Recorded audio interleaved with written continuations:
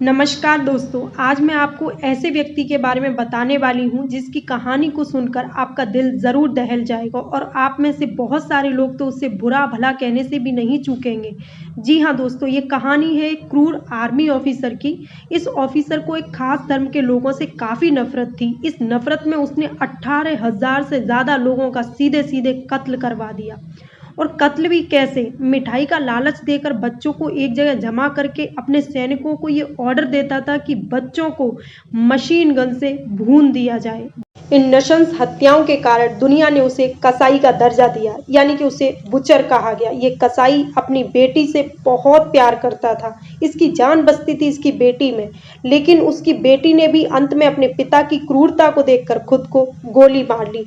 आप पूछेंगे कि इतना क्रूर व्यक्ति था तो क्या इस पर कोई कार्रवाई नहीं की गई, इसको कोई सजा नहीं सुनाई गई? तो जी हाँ दोस्तों, आज की वीडियो में हम इसकी पूरी स्टोरी को समझने वाले हैं। आप एंड तक वीडियो को देखिएगा, तभी आपको इसकी स्टोरी समझ में आएगी। तो दरअसल बात है दक्षिण पूर्व यूरोप में एक देश है बोस्निया हर्जेगोविना, लेकिन शॉर्ट में लोग इसे बोस्निया करके भी पुकारते हैं। एक समय पर यह देश यूगोस्लाविया का हिस्सा हुआ करता था। लेकिन हम जानते हैं दोस्तों कि 1991 में सोवियत संघ का विघटन हुआ। इसके बाद यूरोप के कई देश राजनीतिक अस्थिरता यानी कि पॉलिटिकल अनस्टेबिलिटी के शिकार हो गए।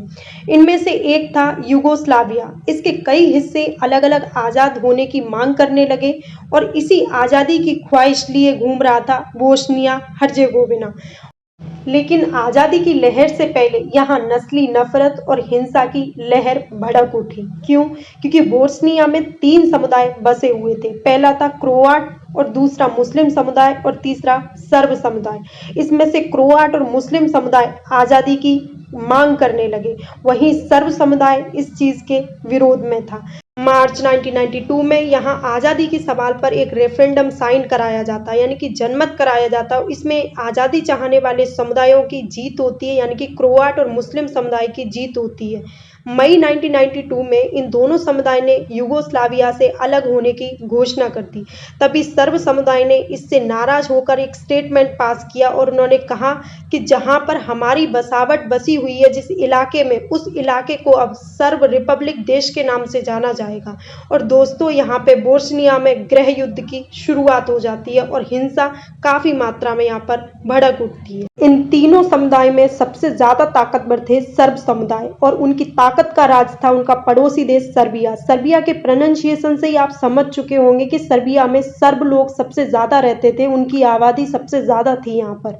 तो जब बगल के देश बोस्निया में सिविल वॉर छिड़ा हुआ था, तब सर्बिया ने अपने सर्ब समुदाय के लोगों की खूब मदद की, जिसके चलते सर्ब लोगों की ताकत और भी बढ़ गई। तो आप पूछेंगे कि जब सर्बिया में इतना ज़्यादा नरसंहार हो रहा था तो बाकी दुनिया क्या कर रही थी? कोई कुछ बोल क्यों नहीं रहा था आगे आकर?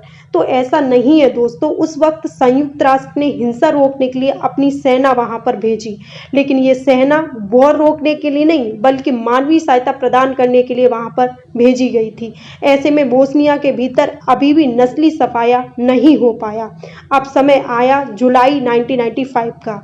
इस महीने में हुआ ये कि बोस्निया के पूर्वी सीमा पर सेब्रेनिका नाम का एक छोटा सा गांव है। बोस्निया के मुस्लिम समुदाय को टारगेट किया जा रहा था। ऐसे में मुस्लिम आसपास के गांव में बसने के लिए दौड़ रहे थे। तभी अधिक संख्या में मुस्लिम इस सेब्रेनिका नाम के गांव में आकर के बस गए। इसलिए बोस्निया की आर्मी के निशाने पर अब आ गया था ये गांव। इतनी बड़ी हिंसा होने के बावजूद भी दोस्तों संयुक्त राष्ट्र ने कोई भी ज्यादा दिलचस्पी नहीं दिखाई और इसी कमजोरी का फायदा उठाया सर्ब फौज ने। अभी मैंने आपको जुलाई 1995 का जिक्र किया था, वो इसी घटना से जुड़ा हुआ है। मामला दरअसल 6 जुलाई 1995 को सेब्रेनिका गांव को सर्ब फौज के द्वारा चारों तरफ से घेर लिया जाता है। इस आर्मी का लीडर था वही अफसर जिसकी क्रूरता का जिक्र मैंने शुरुआत में किया था, जिसका नाम था रत्को म्लादिच। इस आर्मी अफसर के नेतृत्व में एक भीषण नरसंहार यहाँ पर देखने को मिला। लेकिन मैंने आपको बताया कि इस सेब्रेनिका गांव की सुरक्षा कर रही थी संयुक्त राष्ट्र की आर्मी, लेकिन इनकी अपनी तो कोई आर्मी है नहीं, तो ये दुनिया के अलग अलग देशों से आर्मी मंगवाया करते हैं। तो उसी दौरान इस गांव की सुरक्षा कर रही थी नीदरलैंड की एक बटालियन, लेकिन सर्ब सेना ने इस गांव को चारों तरफ से घेर लिया। तभी नीदरलैंड बटालियन ने यह मैसेज संयुक्त राष्ट्र हेडक्वार्टर तक पहुंचाया, लेकिन दोस्तों वहां से कोई जवाब नहीं आया। धीरे धीरे ये हिंसा और भी तेज होती गई। सर्ब आर्मी ने नीदरलैंड के कुछ सैनिकों की हत्या कर दी और कुछ को बंधक बना लिया। उसके बाद संयुक्त राष्ट्र ने अपने विमान इस गांव की सुरक्षा के लिए भेजे। तब तक बहुत देर हो चुकी थी। डच सेना ने इस सर्ब आर्मी के हेड रत्को म्लादिच के साथ में एक समझौता कर लिया और इस समझौते के दौरान इस क्रूर अफसर ने कहा कि शरणार्थी कैंप में हमारे कई अपराधी बंधे हैं, हमें उनसे पूछताछ करनी है। डच सेना ने यह तर्क मान लिया और सेब्रेनिका में मौजूद शरणार्थियों को सर्ब आर्मी के हवाले कर दिया। उसके बाद कैंप में मौजूद 12 से 77 साल के शरणार्थियों को छांट कर अलग किया गया। उन्हें पूछताछ के बहाने बसों और ट्रकों में भरकर ले जाते थे, लेकिन ये लोग दोस्तों वापस उन लोगों को कभी नहीं लेके आते थे। ये सिलसिला लगभग 5 दिनों तक निरंतर चलता रहा। 5 दिनों के बाद सर्ब आर्मी ने 8000 लोगों की हत्या कर दी थी। लाए गए शरणार्थियों को 10-10 के ग्रुप में बांटा जाता था, फिर मशीन गन से भूना जाता था और फिर बुलडोजर के सहारे इन्हें सामूहिक कब्रों में दबा दिया जाता था। सेब्रेनिका की यह नरसंहार बोस्निया के सिविल वॉर का आखिरी पन्ना साबित हुआ। अब समय आया 1995 का, जब गृह युद्ध रोक दिया गया और बोस्निया देश के 2 हिस्से किए गए। एक हिस्से को क्रोआट और मुस्लिम समुदाय को दिया गया, वहीं दूसरे हिस्से को सर्ब समुदाय को दिया गया। उसके बाद यहाँ शांति स्थापित की गई। उसके बाद संयुक्त राष्ट्र ने सेब्रेनिका में हुए नरसंहार पर सुनवाई के लिए एक वॉर क्राइम ट्रिब्यूनल बनाया और इसी के तहत रत्को म्लादिच पर आरोप लगाकर उसे आरोपी सिद्ध किया गया और उस पर केसेस चलाए गए। लेकिन दोस्तों, केस सिद्ध होने के लिए उसका पकड़ा जाना बहुत ज़रूरी था, लेकिन ये क्रूर व्यक्ति किसी के भी हाथ नहीं लग रहा था। 16 साल तक किसी ने भी इसे डिटेन नहीं कर पाया, ना ही पुलिस पकड़ पाई, ना ही कोई लोकल पब्लिक इसको देख पाई। तभी अंतिम समय आया 26 मई 2011 को। इसकी लुका छुपी बंद हुई और पुलिस द्वारा इसको गिरफ्तार कर लिया गया। गिरफ्तारी के 1 साल बाद 2012 में इसके खिलाफ केस की शुरुआत हुई।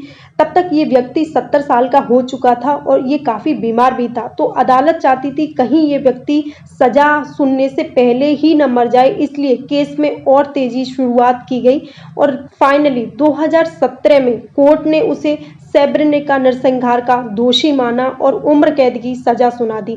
इस केस में कोर्ट ने 25,000 पन्नों का आदेश पेश किया। कोर्ट ने बताया कि म्लादिच को न सिर्फ निर्दोष लोगों की जान ली है, बल्कि 12-12 साल की बच्चियों के साथ कुकर्म भी किया है इसने और इसकी सेना ने। कोर्ट के अनुसार म्लादिच का अपराध मानव इतिहास के सबसे बड़े मिशंस अपराधों की श्रेणी में आता है। और तो और दोस्तों, जब इस व्यक्ति को कोर्ट के सामने पेश किया गया तो इसे अपने किए पर बिल्कुल भी पछतावा नहीं था, बल्कि ये कोर्ट का अपमान करते हुए बोला कि कोर्ट बायस है, इसलिए वो मेरे साथ में ऐसा कर रहा है। म्लादिच कहता है कि मुझे अपने किए पर कोई पछतावा नहीं है, क्योंकि देश की रक्षा के लिए जो भी कार्य मुझे सौंपा गया मैंने बखूबी उसको पूरा किया। ये स्टेटमेंट थे इस क्रूर अफसर के। और दोस्तों, इस पूरे वॉर में लगभग 1 लाख से ज़्यादा लोगों की जान चली गई। तो ये थी कहानी इस क्रूर व्यक्ति की। आप लोग इसके बारे में क्या सोचते हैं मुझे कमेंट सेक्शन में ज़रूर बताइएगा। और अगली केस स्टडी में किसके बारे में लेके आऊँ ये भी मुझे कमेंट सेक्शन में आप सजेस्ट कर सकते हैं। वीडियो इन्फॉर्मेटिव लगी हो तो चैनल को सब्सक्राइब, वीडियो को लाइक ज़रूर करना।